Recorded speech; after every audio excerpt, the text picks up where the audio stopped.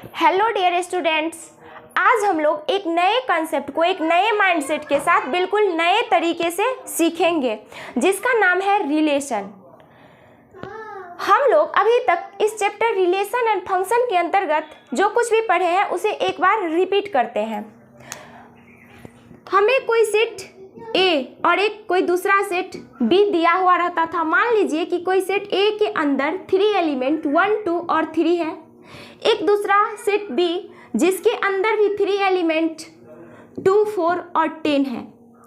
इस दोनों का कार्टेशियन प्रोडक्ट निकालना हम लोग सीखे थे कि कैसे इसका कार्टेशियन प्रोडक्ट निकाला जाता है, मीन्स ए क्रॉस बी कैसे निकाला जाता है।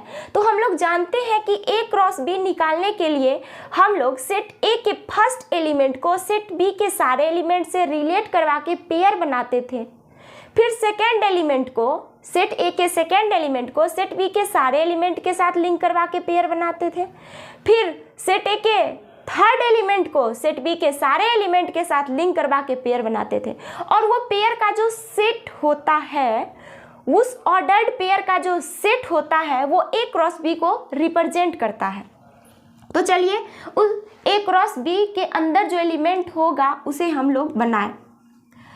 एक के साथ 2, 4 और 10 का, 1 के साथ 2, 4 और 10 का, 1, 2, 1, 4, 1, 10। उसके बाद 2 के साथ 2, 2 के साथ 4 और 2 के साथ 10, 2, 2, 2, 4, 2, 10। उसके बाद 3, 2, 3, 4 और 3, 10, 3, 2, 3, 4 और 3, 10।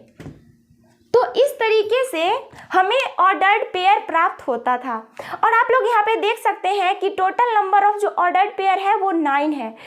देख लीजिए काउंट करके 1, 2, 3, 4, 5, 6, 7, 8 और 9, क्योंकि यहाँ पे सेट ए में 3 एलिमेंट है, सेट बी में भी 3 एलिमेंट है, इसीलिए number of element in A cross B is equal to कितना है 9। ओके, यहाँ तक हम लोग पढ़ चुके थे। अब ये रिलेशन क्या होता है उसे देखिए।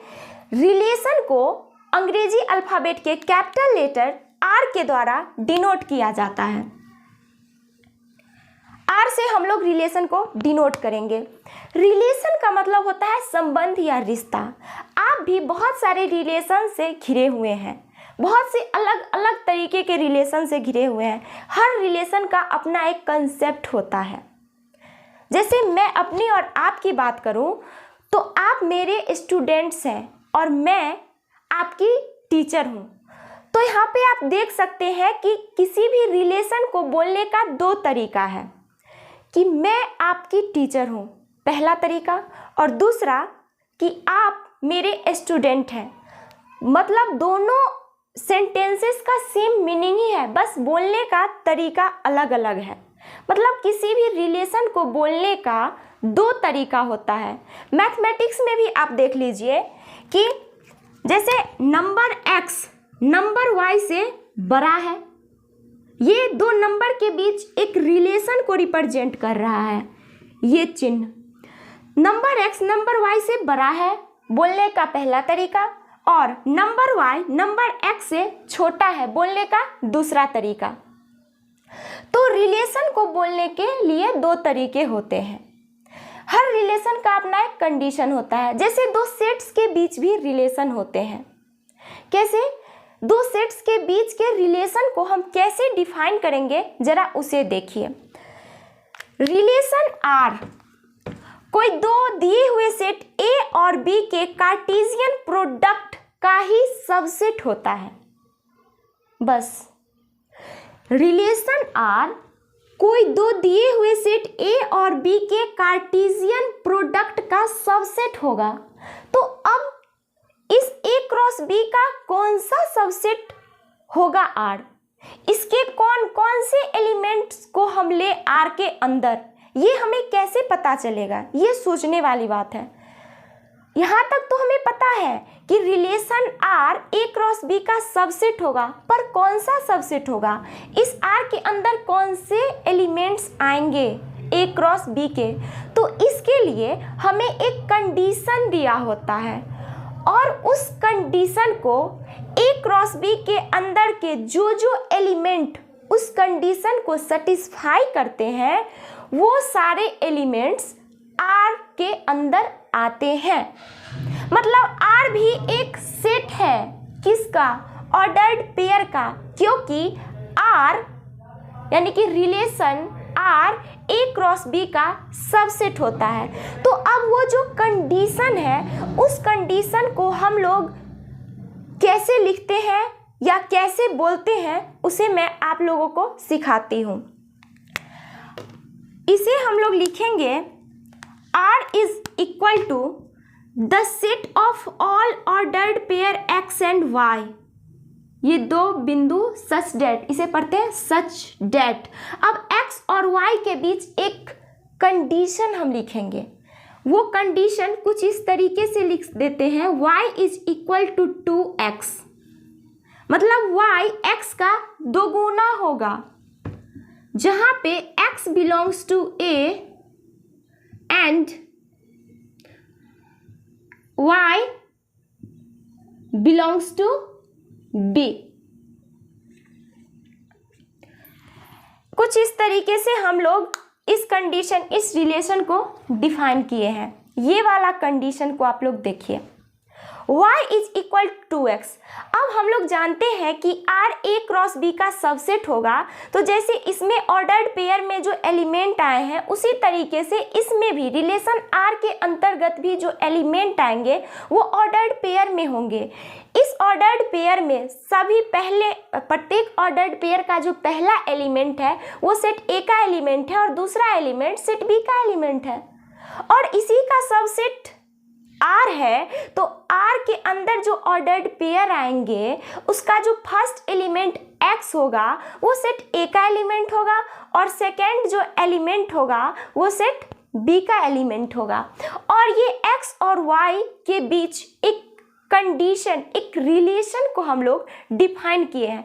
अब इस कंडीशन को जो एलिमेंट, मतलब A क्रॉस B के अंदर जो पेयर हैं, जो पेयर इस कंडीशन को सेटिस्फाई करेंगे वो पेयर इस R के एलिमेंट होंगे। मतलब यहाँ पे वो X और Y आएंगे जो इस कंडीशन को सेटिस्फाई करते हो। तो आइए इसे हम लोग एरो डायग्राम के हेल्प से अच्छे से समझें। ये हमें सेट A दिया हुआ था जिसके अंदर 3 एलिमेंट 1, 2 और 3 दिया हुआ था, 1, 2 एंड 3। एक अनदर सेट B दिया हुआ था जिसके अंदर 3 एलिमेंट 2, 4 और 10 दिया हुआ था, 2, 4 एंड 10। अब एक कंडीशन भी दिया हुआ है y is equal to 2x। अब इस कंडीशन को जो x और y सेटिस्फाई करेंगे वही R के एलिमेंट होंगे। तो x के लिए, मतलब x क्या है? सेट A का एलिमेंट है, तो सेट A के अंदर 1, 2 और 3 है। मतलब x के लिए हमें क्या क्या दिया? 1, 2 और 3, 1, 2 और 3। तो x की जगह पे हम एक बार 1 रखेंगे, उसके कॉरेस्पॉन्डिंग y का वैल्यू आएगा। देखते हैं, ये तो हमें रिलेशन दिया हुआ है। तो चलिए हम पहले क्या करते हैं, x इज इक्वल टू 1 रख के देखते हैं। x इज इक्वल टू 1, तो y is equal to 2 into 1 is equal to 2। मतलब 1 रखने पे हमें 2 आता है, x का वैल्यू 1 रखने पे y का वैल्यू 2 आता है। ये y, इसके अंदर के एलिमेंट को हम लोग y से रिप्रेजेंट करते हैं। यहाँ पे दिया हुआ y belongs to b। y is equal to क्या है? 2, 4 और 10, 2, 4 और 10। तो देखिए जब हम x का वैल्यू 1 लिए तो उसके संगत y का वैल्यू हमें 2 मिला। मतलब 1 के लिए हमें सेट B में 2 मिलता है। 1 के लिए जिसका एलिमेंट 1 जो है सेट A का एलिमेंट है उसके लिए हमें सेट B में 2 मिलता है। अब चलिए हम x इज इक्वल टू 2 डाल के देखें तो उसके कॉरेस्पॉन्डिंग y का वैल्यू आएगा 2 इंटू एक्स की जगह पे 2 रखिए, इज इक्वल टू 4। मतलब जब हम x 2 रखें तो y का वैल्यू हमें 4 आया। तो ये 2 रखने पे हमें क्या मिला? 4। ओके। अब जब हम x इज इक्वल टू 3 रखेंगे तो क्या होगा? y is equal to 2 into 3 is equal to 6। मतलब जब हम 3 रखते हैं x का वैल्यू तो y का वैल्यू 6। लेकिन देखिए क्या सेट B में 6 दिया हुआ है? नहीं। मतलब हमें सेट ए के एलिमेंट 3 के लिए कोई रिलेशन नहीं मिला, मतलब ये जो एलिमेंट है 3 उसके लिए सेट बी में कोई एलिमेंट नहीं है, मतलब इसका रिलेशन नहीं बन पाया क्योंकि इसके लिए कोई एलिमेंट ही नहीं मिला इस कंडीशन के अंतर्गत। इस कंडीशन के अंतर्गत या इस रिलेशन के अंतर्गत हमें सेट ए के एलिमेंट 1 और 2 के लिए एलिमेंट 2 और 4 मिला, लेकिन इसके लिए एलिमेंट हमें नहीं मिला क्योंकि इसके लिए हमें 6 आना था, 6 नहीं मिला। इसीलिए 3 के लिए कोई रिलेशन, 3 किसी के साथ रिलेशन नहीं बना पाया, जबकि 1 और 2 क्रमशः 2 और 4 के साथ रिलेशन बनाया। तो यहाँ पे हमें 1 के लिए 2 और 2 के लिए 4 टोटल 2 ऑर्डर्ड पेयर मिले जो इस कंडीशन को सेटिस्फाई करते हैं। तो आर के अंदर हम लोग लिख सकते हैं जो हमें ऑर्डर्ड पेयर मिला 1 के लिए 2, 1 2 एंड 2 के लिए 4, 2 4। तो सिर्फ यही दोनों ऐसे ऑर्डर्ड पेयर है जो इस कंडीशन को सेटिस्फाई करते हैं। मैं आप लोगों को बताई थी कि आर जो रिलेशन होता है सेट ए से सेट बी में वो ए क्रॉस बी का सबसेट होता है, मीन्स ए क्रॉस बी का ही एलिमेंट आर का एलिमेंट होगा। जरा इसे भी देख लीजिए, 1 और 2 क्या सेट ए क्रॉस बी का एलिमेंट है? बिल्कुल। 1 2 ये देखिए 1 2, 2 और 4 ये देखिए 2 और 4। तो ये दोनों एलिमेंट जो है वो रिलेशन आर के अंतर्गत आते हैं क्योंकि हमें ये कंडीशन दिया हुआ है। इस कंडीशन को बस ये दोनों पेयर सेटिस्फाई करते हैं, इसीलिए ये दोनों पेयर इस आर के अंतर्गत आए। ओके, यहाँ तक आ गई बात समझ में। अब देखिए यहाँ पे आप लोग देख सकते हैं कि किसी भी रिलेशन आर को रिप्रेजेंट करने का 3 तरीका होता है। सबसे पहला तरीका यहाँ पे देखिए ये दिया हुआ है। आप याद कीजिए जब आप सेट चैप्टर पढ़ रहे थे तो उस टाइम मैं आप लोगों को सेट को रिप्रेजेंट करने का मेथड बताई थी, जिसमें मैं ये भी बताई थी set builder form, roster form. तो देखिए ये रिलेशन को रिप्रेजेंट करने का सेट बिल्डर फॉर्म है, क्योंकि सेट बिल्डर फॉर्म में हम किसी भी सेट को इस तरीके से रिप्रेजेंट करते थे। याद कीजिए, the set of all x such that x belongs to कुछ भी, x belongs to natural number such that कुछ इस तरीके से रहता था कि x is greater than 5 and less than 10। तो इस तरीके से हम लोग किसी भी सेट को सेट बिल्डर फॉर्म में रिप्रेजेंट करते थे। उसी तरीके से हम रिलेशन को भी सेट बिल्डर फॉर्म में ऐसे रिप्रेजेंट करते हैं। तो ये हुआ रिलेशन को रिप्रेजेंट करने का सेट बिल्डर फॉर्म। ओके, और दूसरा जो है रिलेशन को रिप्रेजेंट करने का फॉर्म वो है रोस्टर फॉर्म, जिसमें एलिमेंट्स को रिप्रेजेंट किया जाए, मतलब सारे एलिमेंट्स को हम लोग देख लेते हैं। ये देख लीजिए, तो ये हुआ सेट बिल्डर फॉर्म और ये हुआ रोस्टर फॉर्म, ये हुआ रोस्टर फॉर्म और ये हुआ set builder form, set builder form. और ये तीसरा जो है वो है सेट को रिप्रेजेंट करने का एरो डायग्रामेटिक फॉर्म। इसे हम लोग कहते हैं एरो डायग्रामिक फॉर्म। तो आप लोग देखिए कि किसी भी रिलेशन को रिप्रेजेंट करने का 3 तरीका है, set builder form, arrow diagrammatic form और roster form. Set builder form और रोस्टर फॉर्म को हम लोग अलजेब्रिक रिप्रेजेंटेशन कहते हैं, जबकि एरो डायग्रामिक फॉर्म को हम लोग विजुअल रिप्रेजेंटेशन कहते हैं। क्योंकि आप यहाँ पे देख सकते हैं, इसे विजुअल रिप्रेजेंटेशन इसलिए कहते हैं क्योंकि यहाँ पे आप लोग देख सकते हैं कि कैसे ए का एलिमेंट 1 बी का एलिमेंट 2 के साथ कनेक्ट हुआ, मतलब 1 2 के साथ रिलेशन बनाया, 2 4 के साथ रिलेशन बनाया, जबकि 3 10 के साथ रिलेशन नहीं बनाया। तो आप इसे देख सकते हैं, इसीलिए इसे विजुअल रिप्रेजेंटेशन कहते हैं। ओके, यहाँ तक बात आप लोगों को समझ में आ गई। आइए इसे एक बार और रिकॉल कर देते हैं। रिलेशन किसी भी दिए हुए दो सेट्स ए और बी के कार्टेशियन प्रोडक्ट का ही सबसेट होता है, और वो सबसेट को हम लोग दिए हुए कंडीशन को सेटिस्फाई करने वाले जो पेयर होते हैं उस पेयर को सिलेक्ट करके प्राप्त कर लेते हैं। मतलब इस कंडीशन को जो जो पेयर सेटिस्फाई करेंगे वो पेयर इस रिलेशन आर के अंतर्गत आएंगे। रिलेशन को रिप्रेजेंट करने का 3 तरीका है। पहला है सेट बिल्डर फॉर्म, दूसरा है रोस्टर फॉर्म और तीसरा है एरो डायग्रामिक फॉर्म।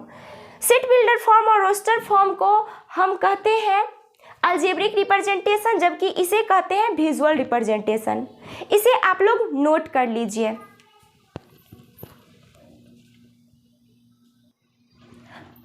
अब कुछ और भी कॉन्सेप्ट्स बचे हुए हैं, उसे भी हम एक एक करके देख लेते हैं। बहुत ही छोटा छोटा और सिंपल कॉन्सेप्ट है, उसे देखिए। अब यहाँ पे आप लोग देख सकते हैं कि 1 2 से रिलेटेड है, मतलब 1 के लिए हमें 2 मिला, 2 के लिए 4 मिला।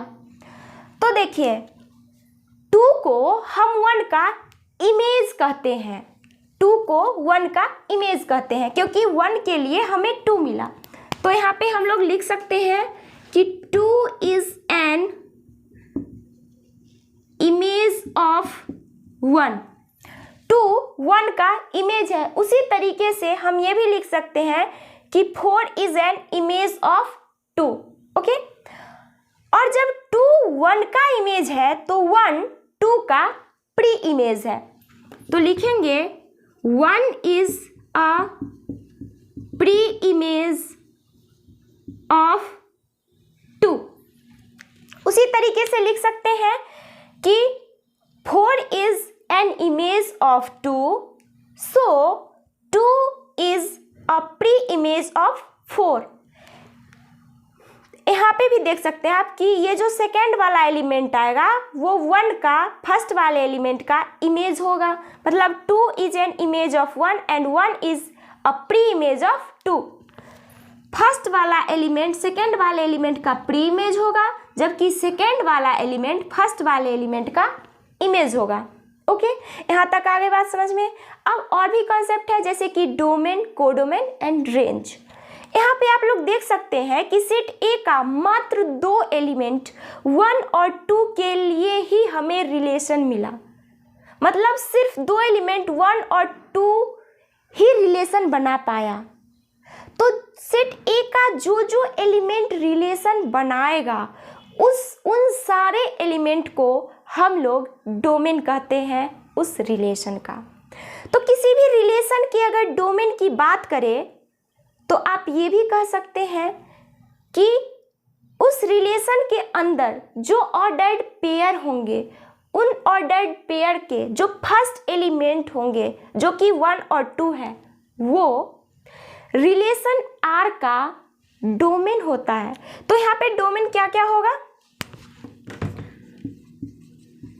Domain is equal to 1 and 2, ये वाला 1 और ये वाला 2, 1 2।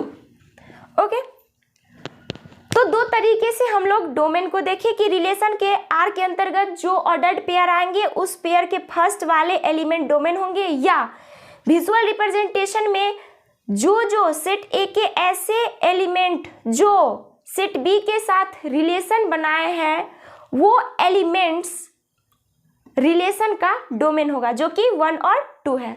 हो गया, बात खत्म। डोमेन। अब अगर हम रेंज की बात करें कि रिलेशन आर का रेंज क्या होगा, तो ये सेट ए का वो सब एलिमेंट जो सेट बी के एलिमेंट के साथ रिलेशन बनाया है, जिस एलिमेंट के साथ रिलेशन बनाया है, जिसके साथ रिलेशन बनाया गया वो एलिमेंट रिलेशन का डोमेन होगा। एक ये तरीका। और दूसरा कि रिलेशन आर के अंतर्गत जो आपको कार्टेशियन प्रोडक्ट मिले हैं, रिलेशन आर के अंतर्गत जो आपको ऑर्डर्ड पेयर मिले हैं, उस ऑर्डर्ड पेयर का जो सेकेंड एलिमेंट होगा जो कि 2 और 4 है, वो रिलेशन का रेंज होगा। तो रेंज के अंतर्गत जो एलिमेंट है वो कौन कौन है? 2 और 4, 2 और 4, 2 और 4। मतलब जिसका जिसके साथ रिलेशन बना है, तो पहला और दूसरा का रिलेशन बना है, तो जिसका जिसका बना है वो डोमेन, और जिसके जिसके साथ बना है वो सारे एलिमेंट रेंज हो जाते हैं रिलेशन के। यहाँ तक हो गई बात क्लियर। अब हम लोग बात करेंगे कोडोमेन का। जो कोडोमेन क्या होता है? कोडोमेन तो सेट बी का सारा एलिमेंट कोडोमेन होता है। मतलब आप यहाँ पे देख सकते हैं कि सेट ए से सेट बी में रिलेशन बनाया गया, सेट ए से सेट बी में, इसीलिए पहले ए फिर बी का कार्टेशियन प्रोडक्ट निकाला गया। सेट ए से सेट बी में रिलेशन बनाया गया, तो जो सेकेंड वाला जिससे जिसमें, मतलब जिसमें बनाया गया, तो सेकेंड वाला जो सेट है वो सेट बी है, वो पूरा का पूरा सेट ही कोडोमेन होता है। तो देखिए उस सेट के अंदर कौन कौन से एलिमेंट है? 2, 4 और 10। तो 2, 4 और 10 यहाँ पे कोडोमेन हो गया। तो अगर हमें डोमेन का सेट बोले, डोमेन का सेट कहाँ है? किस रिलेशन आर के लिए, इस रिलेशन आर के लिए डोमेन का सेट क्या है? 1 और 2। रेंज का सेट क्या है? 2 और 4। जबकि कोडोमेन क्या हो? कोडोमेन क्या है? तो सेट बी, टोटल पूरा सेट बी, तो ये कोडोमेन हो गया। आप लोग यहाँ पे देख सकते हैं कि रेंज हमेशा कोडोमेन का सबसेट होगा, क्योंकि हमें कुछ एलिमेंट्स के लिए इमेज मिलेंगे, सारा का सारा एलिमेंट तो इमेज नहीं मिलेगा। कभी कभी सेट बी का कुछ एलिमेंट इमेज में मिलेगा, कभी कभी पूरा का पूरा सेट बी इमेज बन जाएगा। तो रेंज जो होगा वो हमेशा कोडोमेन का सबसेट होगा। ओके, आ गई बात समझ में? तो यहाँ पे हम लिख सकते हैं range is subset of codomain. Okay, अब यहाँ पर आपका ये पूरा कंसेप्ट क्लियर हो गया। अब आप इस कंसेप्ट को, सारे कंसेप्ट को अच्छे से समझ गए हैं। अब आपके लिए एक्सरसाइज 2.2, एनसीईआरटी का एक्सरसाइज 2.2 बहुत ही आसान हो गया बनाने के लिए। तो अगली वीडियो में हम लोग एनसीईआरटी का एक्सरसाइज 2.2 के क्वेश्चंस को सॉल्व करना सीखेंगे। आज के लिए इतना ही। Thank you.